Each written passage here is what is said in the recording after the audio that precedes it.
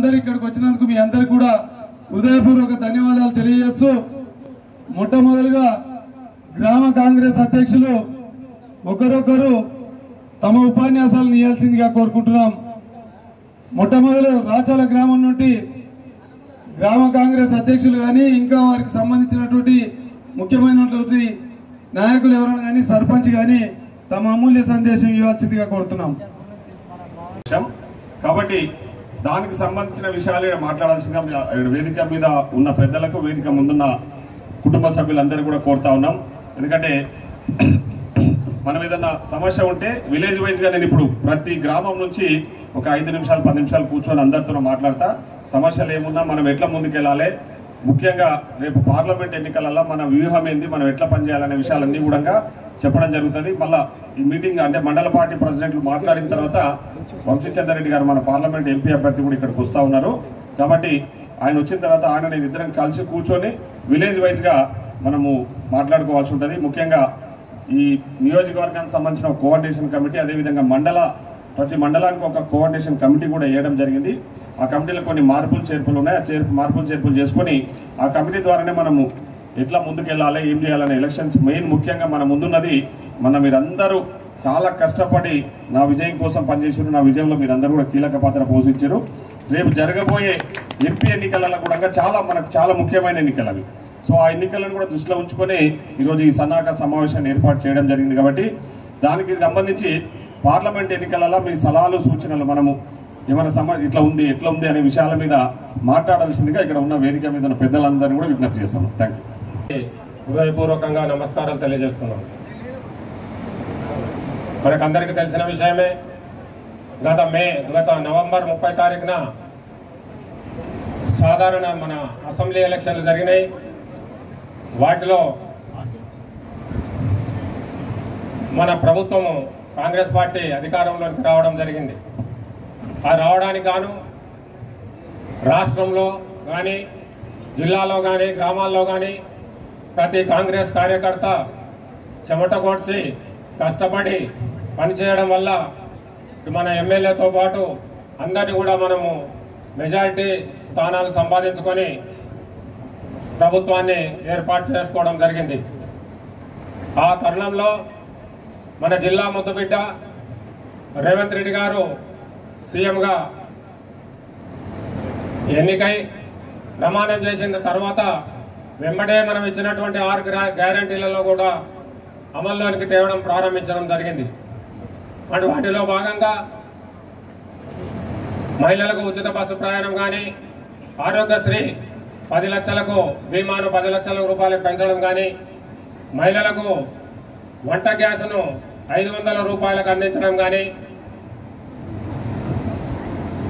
Current bill 0 బిల్లులు 200 యూనిట్ల వరకు 0 బిల్లు ఇవ్వడం కానీ ఇవన్నీ అమల్లోనికి వస్తున్నాయి. దురదృష్టవశాత్తు మన జిల్లాలో ఎమ్మెల్సీ కోడ్ రావడం వల్ల మనము వంట గ్యాస్ది కానీ తర్వాత కరెంటు బిల్లులకు కానీ మన మహబూబ్నగర్ జిల్లా ఉమ్మడి జిల్లాలో వాటి ఉపయోగంలోనికి తీసుకురాకుండా పోయింది. ఎందుకంటే ఎలక్షన్ కోడ్ ఉన్నందువల్ల. దాని తర్వాత మిగతా ప్రోగ్రామ్స్ అన్ని కూడా అమలు చేస్తున్నటువంటి తరుణంలో ఇప్పుడు మళ్ళీ పార్లమెంట్ ఎలక్షన్లు కూడా రావడము, ఈ కార్యక్రమాలన్నీ ఆగిపోవడానికి ప్రధాన కారణం. మీకు అందరికీ తెలిసిన విషయమే, రాష్ట్రం యొక్క ఆర్థిక పరిస్థితి చాలా దుర్భరంగా ఉన్నది. నేను అంటే దాని పరిస్థితి ఏ రకంగా ఉందో మన అందరికీ తెలిసిన విషయమే.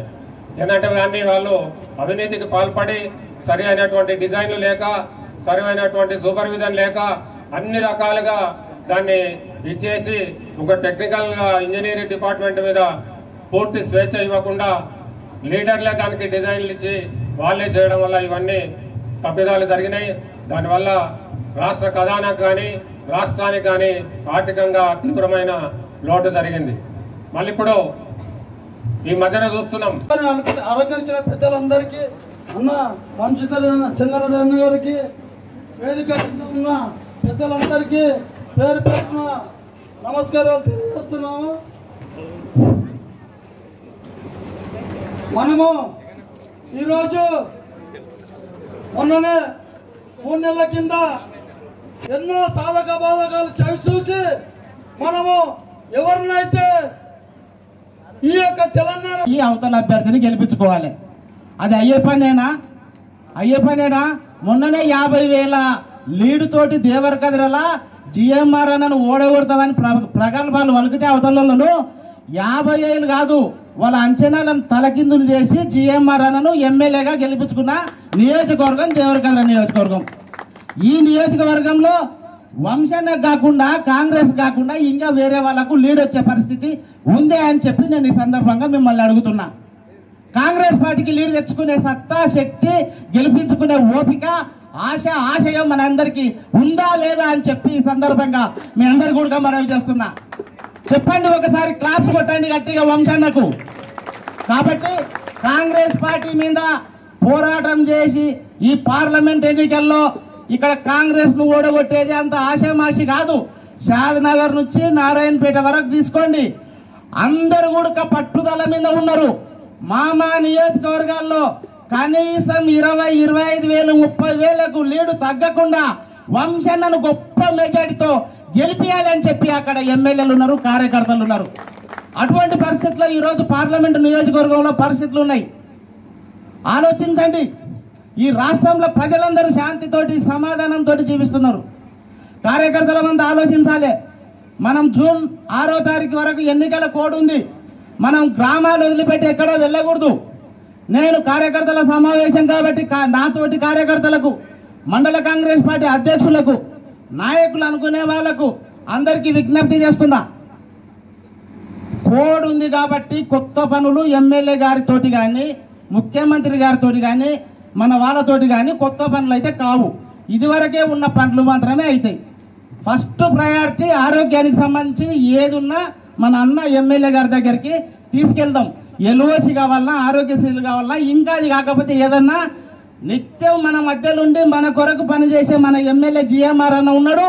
భయపడాల్సినటువంటి అవసరం లేదు. ప్రజలకు అండగా మనము అన్న ఉన్నాడు అని చెప్పి కార్యకర్తలకు, జనాలకు ధైర్యాన్ని ఇవ్వాలి.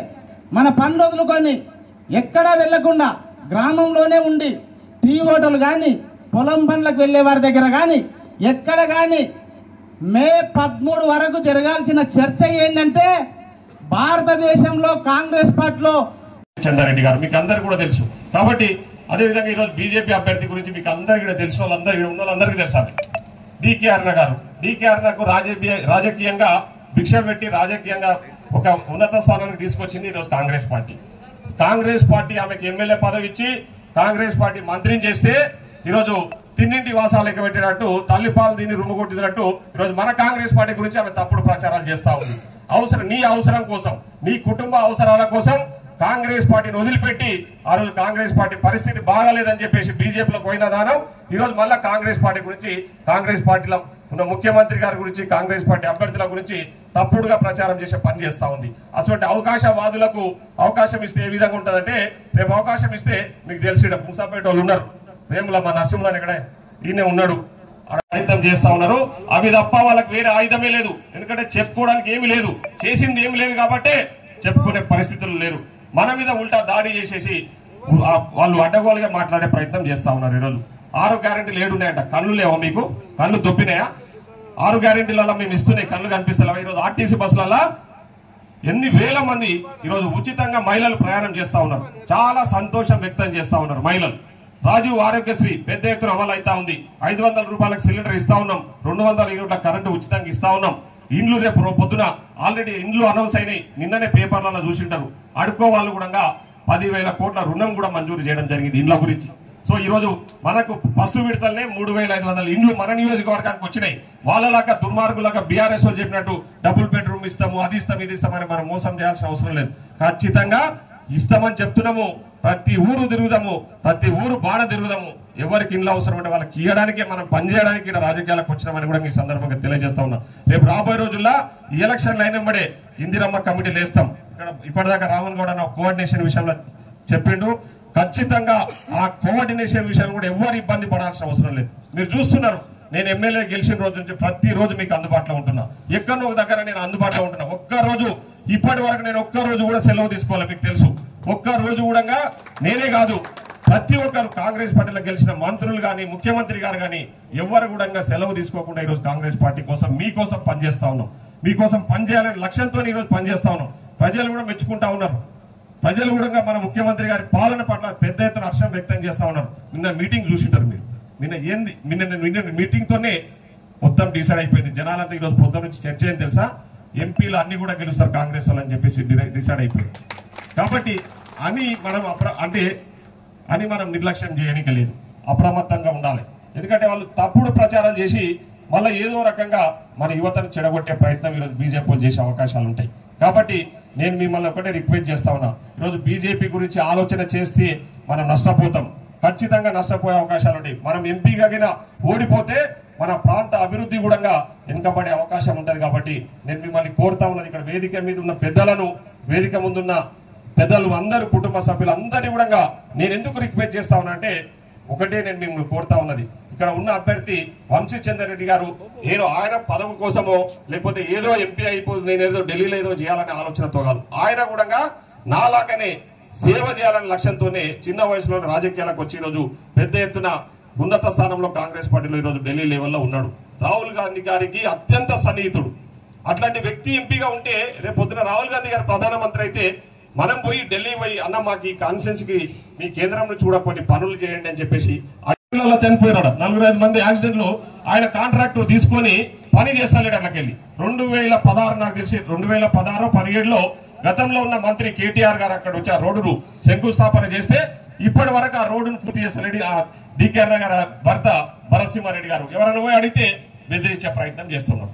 అటువంటి వ్యక్తులు ఈ రోజు రాజకీయాలకు వచ్చి వాళ్ళ అవసరాల కోసం పదవులు అనుభవించుకుంటూ మళ్ళీ మన మీద లేనిపోని ఆరోపణలు చేసుకుంటూ కాంగ్రెస్ వాళ్ళు ఇట్లా, కాంగ్రెస్ వాళ్ళకు ప్రధానమంత్రి లేడు, కాంగ్రెస్ వాళ్ళకు రాహుల్ గాంధీ లేడు, రాహుల్ గాంధీ ప్రధానమంత్రి కాడు, ఇవే జోస్యం చెప్తా ఉంది. ఇవకి ఏమైనా అవుతుందనే ఇంకా మళ్ళీ ఉల్టా నేను గెలిస్తే మంత్రి అవుతా. ఎవరిస్తారు మంత్రి? నీకు యాడుంది? మీ ప్రభుత్వమే రాదు కేంద్రంలో.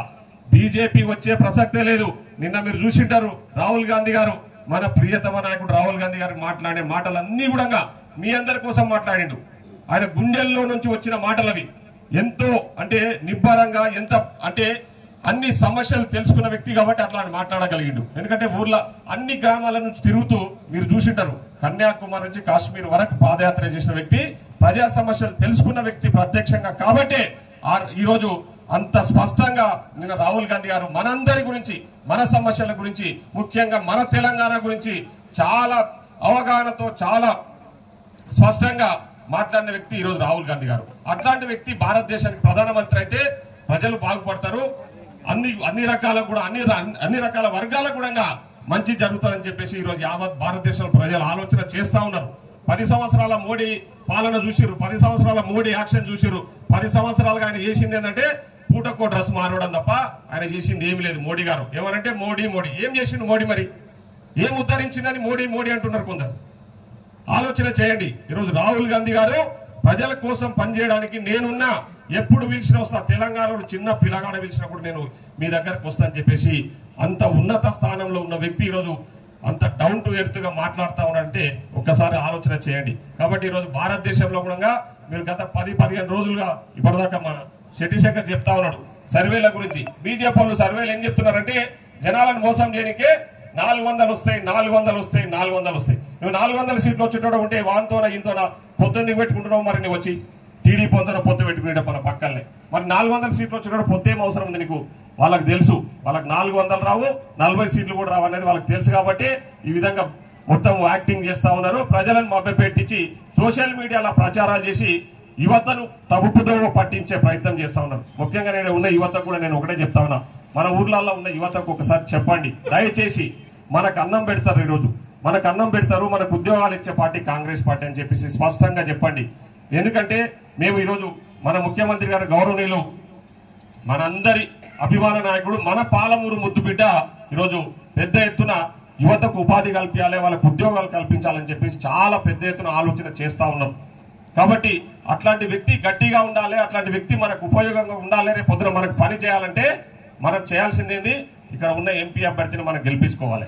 నేను మొన్న 10 రోజుల క్రితము నేను వంశీచంద్రరెడ్డి గారు ముఖ్యమంత్రి గారి దగ్గరికి పోయినప్పుడు ఒక విషయం మీద మన జడ్పీ చైర్పర్సన్ జాయిన్ అయినప్పుడు మా ఇద్దరినే పక్కకు పిలిచి ఒక 20 నిమిషాలు మాట్లాడిండు ముఖ్యమంత్రి గారు. చాలా పర్సనల్ గా చాలా గొప్పగా చెప్పిండు ఆయన. పాలమూరుకు మంచి అవకాశం వచ్చింది, మీకు ఈరోజు పాలమూరుకు మంచి అవకాశం వచ్చింది, ముఖ్యమంత్రి అయ్యే అవకాశం. వాళ్ళకి భవిష్యత్తులో ఎప్పుడు వస్తుందో ఏమో తెలియదు. ఈ అవకాశాన్ని సద్వినియోగం చేసుకుందాము, పాలమూరును పెద్ద ఎత్తున అభివృద్ధి చేసుకుందామని చెప్పేసి నాకు వంశీచంద్రరెడ్డి గారు కూడా చాలా స్పష్టంగా మన ముఖ్యమంత్రి గారు చెప్పారు. కాబట్టి ఊర్లలో కూడా మీరు ప్రతి ఇంటికి వెళ్లి చెప్పండి, మన ముఖ్యమంత్రి మన పాలమూరు బిడ్డ ఈరోజు ముఖ్యమంత్రి అయిండు. గతంలో రాజశేఖర రెడ్డి గారు ముఖ్యమంత్రి అయిండు, కడపను పెద్ద ఎత్తున డెవలప్ చేసుకున్నారు. మనటి వరకు కేసీఆర్ కరీంనగర్ డెవలప్ చేసుకున్నాడా లేదా? సో ఆ విధంగా మనం ఈరోజు మన బిడ్డ మన పాలమూరు బిడ్డ ముఖ్యమంత్రి అయిండు. కాబట్టి మనం ఎంపీగా గెలిపించుకుంటే, మన అభ్యర్థిని ఎంపీగా గెలిపించుకుంటే మన భవిష్యత్తు బాగుంటది. మనం రేపు పొద్దున కూడా మన నియోజకవర్గం తరఫున మనం పోయి అన్న మా నియోజకవర్గం నుంచి మేము ఇంత పెద్ద మెజార్టీ ఇచ్చిన వంశీచంద్రరెడ్డి గారి గెలుపులో మేమంతా పెద్ద ఎత్తున భాగస్వామైనాం కాబట్టి మాకు ఈ పనులు చేయని అడగడానికి మనకు అవకాశం ఉంటది. ఈరోజు మనకి ఇండ్లు వచ్చినాయి, 3500 ఇండ్లు కాదు. మీరు రేపు పొద్దున మెజార్టీ తెచ్చుకుంటే నేను ఇంకొక 1000 ఎక్కువ అని చెప్పేసి నేను ధైర్యంగా పోయి ఇక్కడ ఉన్న ఎంపీ అభ్యర్థి వంశీచంద్రరెడ్డి గారిని తీసుకుపోయి నేను అడిగే అవకాశం ఉంటది. కాబట్టి ఇవన్నీ ఉంటాయి. ఊర్లలో కూడా ఇంటింటికి తిరిగినప్పుడు మనకు చెప్పండి స్పష్టంగా, మన ప్రభుత్వం ఉంది, మన ఎమ్మెల్యే ఉన్నాడు, మన ముఖ్యమంత్రి ఉన్నాడు, ఎంపీ కూడా మన అభ్యర్థి ఉంటే సమావేశాన్ని విజయవంతం చేసి ఇవాళ మళ్ళీ మీటింగ్ ఉందంటే మళ్ళీ వచ్చిందంటే కాంగ్రెస్ పార్టీ నాయకులు కార్యకర్తలు మీకున్నటువంటి చిత్తశుద్ధి, మీకున్నటువంటి కార్యదక్షత ఎంతనో మేము అర్థం చేసుకోగలుగుతాము. అందుకే కాంగ్రెస్ పార్టీ దేశంలో ఎన్ని అరాచకాలైనా, ఎంతమంది కాంగ్రెస్ పార్టీ లేని దేశాన్ని సృష్టిస్తామని ఎంతమంది ప్రయత్నం చేసినా కాంగ్రెస్ పార్టీకి ఏమైతే లేదు. ఎందుకంటే మీలాంటి నాయకులు, మీలాంటి కార్యకర్తలు ఉన్నారు కాబట్టి కాంగ్రెస్ పార్టీని ఎవ్వరు ఏం చేయలేరు. అట్లా మీరందరూ మొన్న శాసనసభ ఎన్నికల్లో కష్టపడి జిఎంఆర్ గారిని ఎమ్మెల్యేగా గెలిపించుకున్నారు. ఇవాళ నేను మీ అందరితో ఉద్దేశించి మాట్లాడాలి అని అనుకున్న దానికి ముఖ్య కారణం ఏంటంటే, కాంగ్రెస్ పార్టీ అధికారికంగా నన్ను మహబూబ్ నగర్ లోక్సభ నియోజకవర్గం నుంచి ఎంపీగా పోటీ చేయాలని కాంగ్రెస్ పార్టీ నిర్ణయించింది. నా అభ్యర్థిత్వం ఖరారు కాగానే నేను జిఎంఆర్ గారితో మాట్లాడి, అన్నా మీరు దేవరకద్రలో మీ క్యాంప్ ఆఫీస్లో ఉండండి, నేను మిమ్మల్ని మన దేవరకద్ర నియోజకవర్గానికి సంబంధించినటువంటి సీనియర్ నాయకులని కలవడానికి వస్తా అని చెప్పి ఆ రోజు చెప్పడం జరిగింది. ఇవాళ మీ అందరి సమక్షంలో చెప్తున్నా, ఇవాళ కాంగ్రెస్ పార్టీ వంశీచంద్రరెడ్డిని అభ్యర్థిగా నిర్ణయించిందంటే నా గొప్పతనం ఏం లేదు, మీ అందరి సంపూర్ణ మద్దతు నాకు ఉండడం వల్ల, జిఎంఆర్ గారి మద్దతు ఉండడం వల్ల, ఇక్కడ ఉన్నటువంటి ప్రతి ఒక్క వేదిక మీద ఉన్నటువంటి నాయరెడ్డ నా కింద కూర్చున్నావు, వేదిక మీద ఉన్నటువంటి ప్రతి ఒక్క కాంగ్రెస్ పార్టీ నాయకుడి మద్దతు ఉండడం వల్ల, ఇక్కడ ఉన్నటువంటి ప్రతి ఒక్క కాంగ్రెస్ కార్యకర్త సంపూర్ణ మద్దతు మీరందరూ నాకు ప్రకటించడం వల్ల నన్ను కాంగ్రెస్ పార్టీ అభ్యర్థిగా నిర్ణయించింది. అంటే నాకు టికెట్ ఇప్పించింది ఎవరు? మీరే. ఇక్కడ ఉన్నటువంటి మీరందరూ మీ ఆశీర్వాదాలు, మీ మద్దతు నాకు ప్రకటించి నాకు టికెట్ ఇప్పించిండ్రు. ఇవాళ నేను మీ ముందుకు వచ్చింది ఎందుకంటే మీరే నాకు టికెట్ ఇప్పించిండ్రు మొన్న. కాబట్టి టికెట్ ఇప్పించినటువంటి మీరే నా గెలుపు బాధ్యత కూడా తీసుకోవాలని మిమ్మల్ని అందరినీ కోరడానికి నేను ఇవాళ రావడం జరిగింది. నేను సవినయంగా వేదిక మీద ఉన్నటువంటి కాంగ్రెస్ పార్టీ నాయకులని, ఇక్కడ ఉన్నటువంటి కాంగ్రెస్ పార్టీ కార్యకర్తలందరూ కూడా విజ్ఞప్తి చేస్తున్నా, దయచేసి మీరందరూ కూడా మీ వల్లనే ఇవాళ నా కాంగ్రెస్ పార్టీ సోనియా గాంధీ గారు కానీ, మల్లికార్జున్ ఖార్గే గారు, రాహుల్ గాంధీ గారు, రేవంత్ రెడ్డి గారు, మీ అందరి వల్లనే నాకు టికెట్ ఇవ్వడం జరిగింది.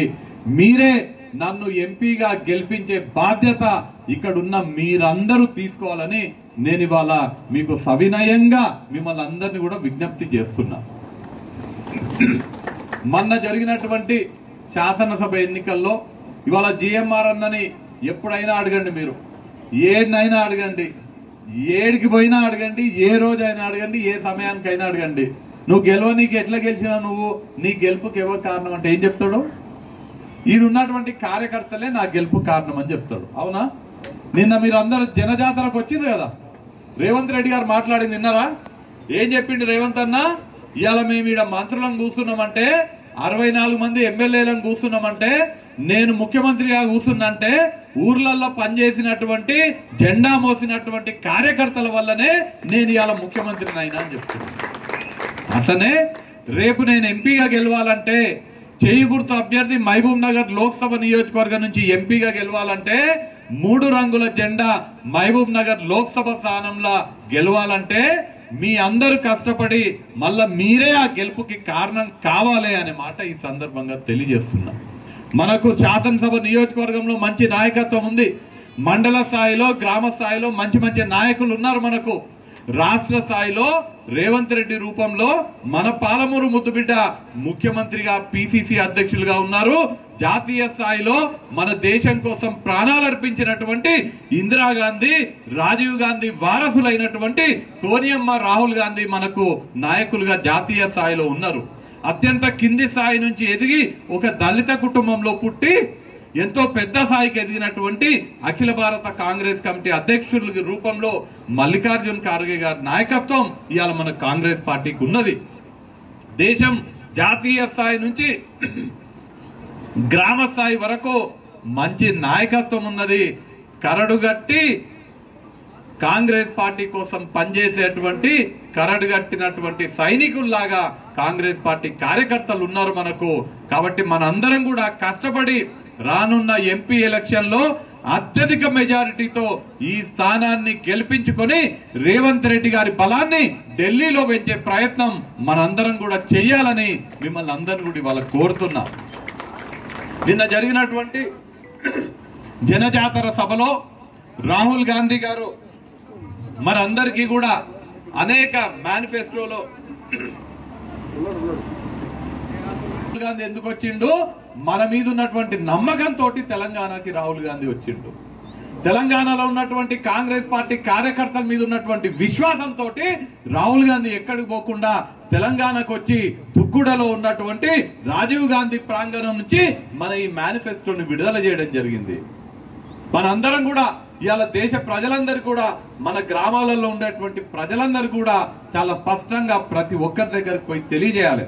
రేపు గనక కాంగ్రెస్ పార్టీ అధికారంలోకి వస్తే ఎట్లయితే రాష్ట్రంలో మనము 6 గ్యారంటీలు ఇచ్చినామో కేంద్ర ప్రభుత్వం కూడా రేపు కాంగ్రెస్ పార్టీ అధికారంలోకి ఖచ్చితంగా రాబోతున్నది. రాహుల్ గాంధీ గారు ప్రధానమంత్రి కాబోతున్నారు. మనం అధికారంలోకి వచ్చి రాహుల్ గాంధీ ప్రధానమంత్రి అయిన తర్వాత దేశంలో ఉన్నటువంటి నిరుద్యోగులందరికీ కూడా పాత్రికేయ మిత్రులు కూడా శ్రద్ధగా విని దీనిపైన ఇది అందరు కూడా తెలిసే విధంగా చేయాలని నేను విజ్ఞప్తి చేస్తున్నా.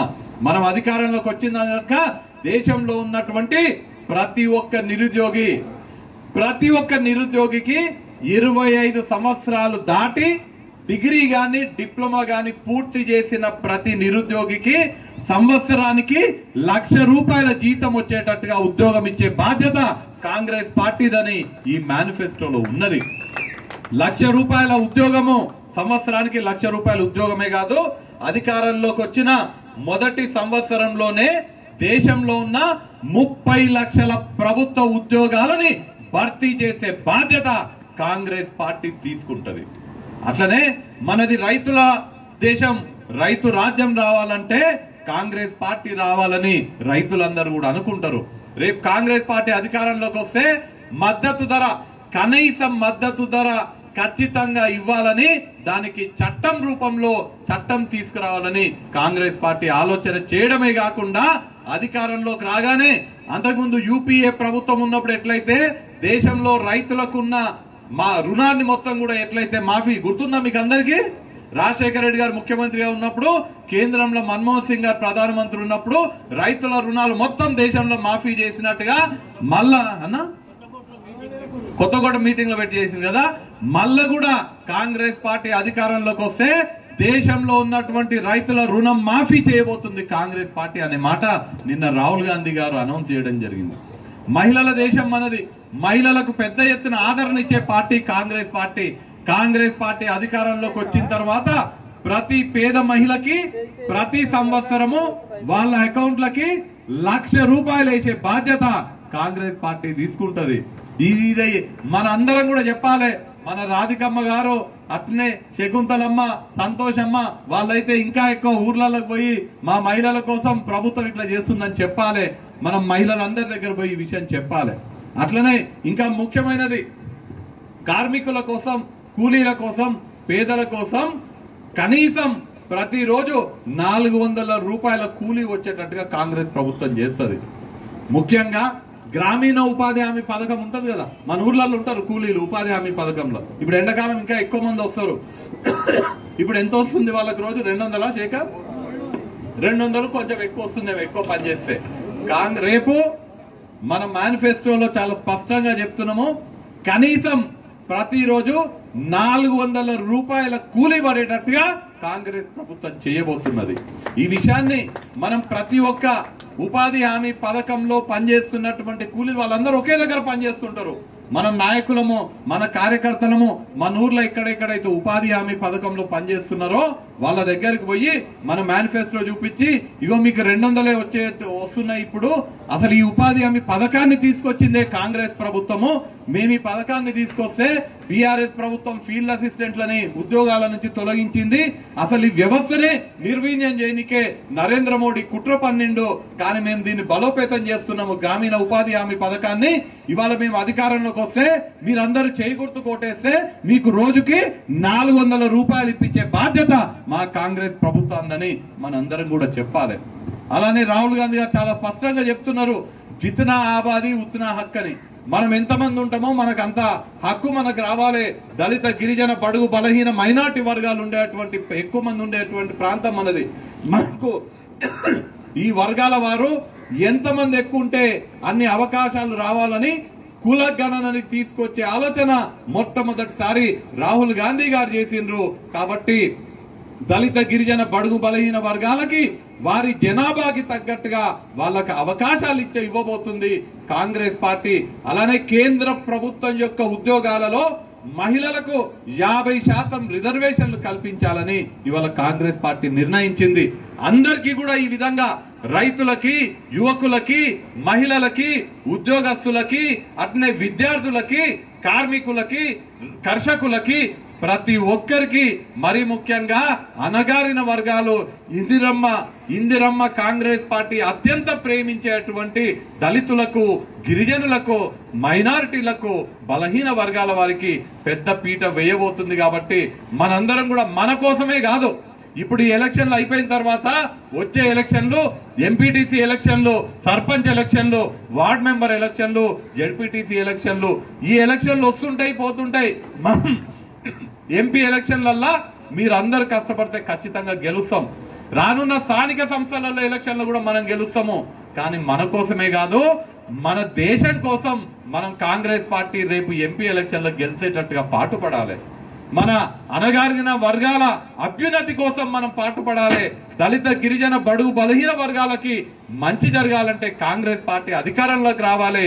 యువకులకు ఉద్యోగాలు రావాలంటే ఇవాళ చూస్తున్నాము, నరేంద్ర మోడీ అధికారంలోకి రాకముందు నేను ప్రధానమంత్రి అయితే దేశంలో ప్రతి సంవత్సరం 2 కోట్ల ఉద్యోగాలు ఇస్తానని చెప్పిండా? మన ముఖ్యమంత్రి రేవంత్ రెడ్డి గారే పార్లమెంట్ లో ఒక ప్రశ్న అడిగితే మీరు ఈ 10 ఏళ్లలో ఎన్ని ఉద్యోగాలు ఇచ్చిండ్రో లెక్కలు ఇవ్వండి అంటే 7 లక్షల ఉద్యోగాల లెక్కలు ఇచ్చిండ్రు. కేవలం 7 లక్షలు.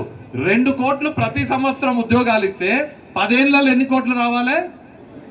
20 కోట్ల ఉద్యోగాలు రావాలి. 20 కోట్ల ఉద్యోగాలు ఇస్తున్నటువంటి నరేంద్ర మోడీ 7 లక్షల ఉద్యోగాలు ఇస్తే ఇక నరేంద్ర మోడీ ఎందుకు మనకు? ఇవాళ యువకులందరూ కూడా కాంగ్రెస్ వైపు చూస్తున్నారు. ఉద్యోగాలు ఇస్తామని కాంగ్రెస్ పార్టీ చెప్పింది. కాబట్టి మనందరం కూడా దేశ ప్రగతి కోసం, దేశ సమైక్యత కోసం, దేశ ప్రజల అభ్యున్నతి కోసం కాంగ్రెస్ పార్టీ కేంద్రంలో అధికారంలోకి రావాలి. రాహుల్ గాంధీ గారు ప్రధానమంత్రి కావాలి. ఇవాళ మన ముందు ఇంకొక పెద్ద ఓటు వేసేది కూడా రేపు ఎలక్షన్లోనే చివరిసారి కావచ్చు. భారతీయ జనతా పార్టీ ఎట్లాగో అధికారంలోకి రాదు. ఇందాక మదన్న చెప్పిండు, శేఖర్ కూడా మాట్లాడిండు అనే మాట చెప్తున్నాము. వాళ్ళు ఎట్లా ఓడిపోతారని తెలుసుకొని కావాలని మభ్యపెట్టి మాకేదో 400 వస్తున్నాయని చెప్తున్నారు. అసలు ఆ ప్రసక్తే లేదు. వాళ్ళకి ఏ రాష్ట్రంలో కూడా ఒక్క స్థానం కూడా పెరిగేటువంటి పరిస్థితి లేదు. అందుకే వాళ్ళు ఎట్లాగో ఓడిపోతున్నామనే భయంతో మదన్న చెప్పినట్టుగా పొత్తులు పెట్టుకుంటున్నారు, వేరే పార్టీలతోటి పొత్తులు పెట్టుకుంటున్నారు వాళ్ళు. కాబట్టి మనందరం కూడా కష్టపడి పని చేద్దాము, కష్టపడి పని చేసి మనందరము రానున్న ఎంపీ ఎలక్షన్లలో దేవరకద్ర నియోజకవర్గం నుంచి అత్యధిక మెజార్టీ ఇచ్చేటట్టుగా ప్రయత్నం చేద్దాము.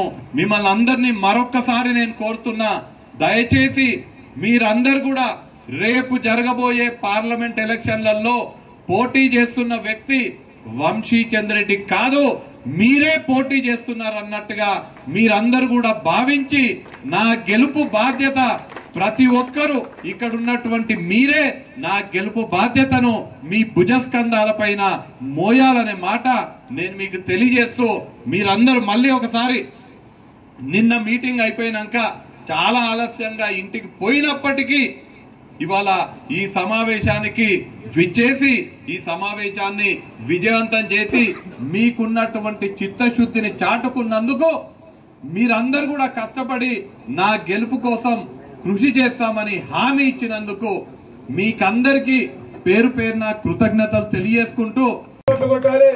ఎందుకంటే ప్రతి గ్రామంలో కూడా ఇలా ఈ కార్యక్రమం ముగిస్తే చాలా మంచిగా ఉంటుంది. వారి తర్వాత రమేష్ కూడా కందూరు గ్రామం నుండి పెద్ద గ్రామం అయినా వీళ్ళు కష్టపడి ఓటర్ మ్యాపింగ్ చేయడం జరిగింది. కాబట్టి వారందరికీ కూడా మేము ఎంపీ అభ్యర్థి గారు మరియు ఎమ్మెల్యే గారు ధన్యవాదాలు తెలియజేసినారు. వారితో పాటు షాగాపూర్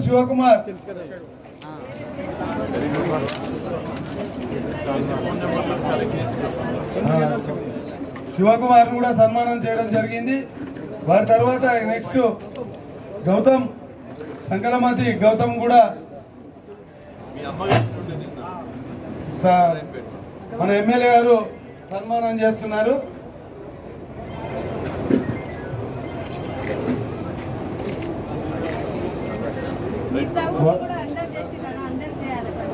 అంటే మనకు అందరు కంప్లీట్ చేయాలి చేసింటారు, కానీ మనకు కంప్లీట్ అయ్యి వచ్చినట్లుంటే రేపు మళ్ళీ సన్మానం చేద్దాం, ఇబ్బంది లేదు.